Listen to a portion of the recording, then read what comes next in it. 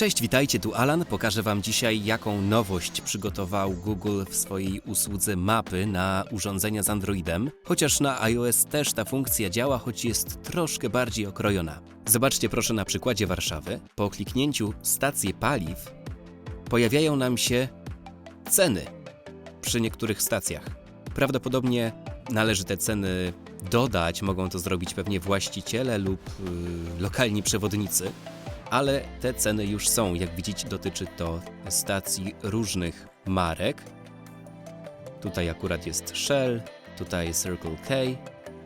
Po tej stronie Wisły też mamy stację, która podała cenę.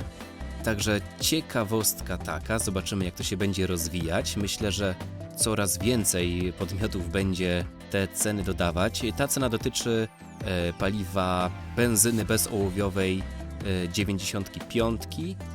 Nie diesla.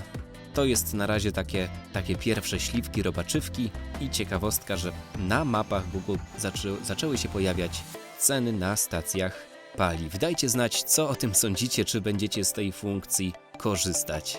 Dzięki serdeczne za uwagę i życzę Wam miłego dnia.